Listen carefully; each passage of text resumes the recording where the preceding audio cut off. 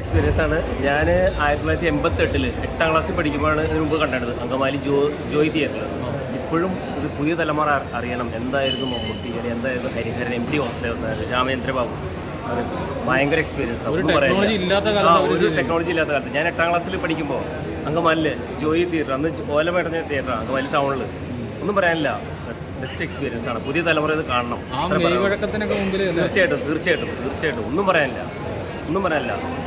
Okay, thank you.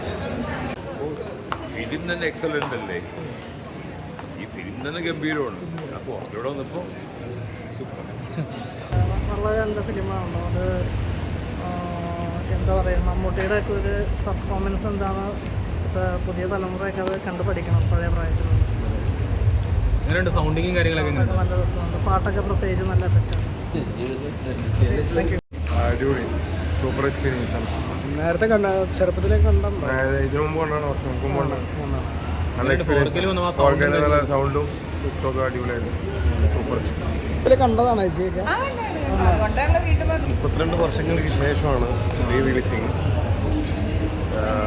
നമ്മൾ അന്നൊന്നും എന്താണ് കൂടുതലായിട്ട് ടെക്നോളജിയൊന്നും വികസിക്കാത്തൊരു സമയത്ത് എടുത്തൊരു സിനിമയാണ്.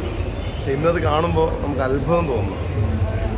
പുതിയ തലമുറ നിർബന്ധമായിട്ടും കാണേണ്ട ഒരു സിനിമയാണ്. രക്ഷിതാക്കൾ നിർബന്ധമായിട്ടും മക്കളെയൊക്കെ കാണിച്ചു കൊടുക്കേണ്ട ഒരു സിനിമ തന്നെയാണ്. ടെക്നോളജിയിൽ അന്നും ഇന്നുമുള്ള സാങ്കേതിക വിദ്യകൾ നമുക്ക് കറക്റ്റായിട്ട് പഠിക്കാൻ പറ്റും. ഹിറ്റാണ്, സൂപ്പർ മെഗാ ഹിറ്റ് സിനിമയാണ്. ഞാനൊന്നും തിയേറ്ററിൽ പോയിട്ട് കണ്ടിട്ടില്ല, അതുകൊണ്ടാണ് ഇവിടെ വന്ന് കണ്ടത്. പിന്നെ പറയാനുള്ളത് മമ്മൂക്കയുടെ അഭിനയമാണ്.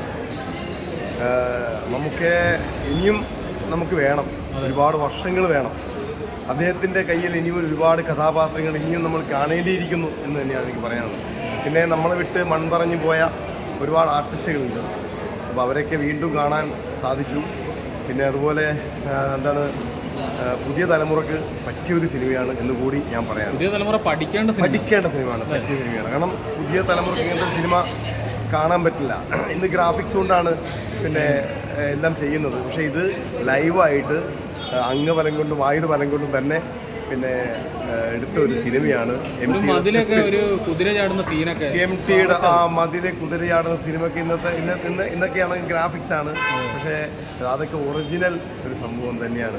MTയുടെ സ്ക്രിപ്റ്റ്, MT വാസുദേവൻ നായർ നമുക്ക് നഷ്ടപ്പെട്ടു പോയ വലിയൊരു എഴുത്തുകാരനാണ്. അദ്ദേഹത്തിൻ്റെ എഴുത്തിൽ പിറന്ന ഈ സിനിമ കാണേണ്ടതാണ്. അതുപോലെ തന്നെ ഹരിഹരൻ സാറിനെ കുറിച്ച് പറഞ്ഞ സംവിധാനം അതും കാണേണ്ടതാണ്. എല്ലാം ഭംഗിയായിട്ടുണ്ട്. വീണ്ടും റിലീസ് ചെയ്തിട്ടുള്ള ആ സിനിമ പ്രൊഡക്ഷൻ കമ്പനിക്ക് ഒരുപാട് നന്ദി രേഖപ്പെടുത്തുന്നു. എല്ലാവരും കാണുന്നൊരു സിനിമ തന്നെയാണ്.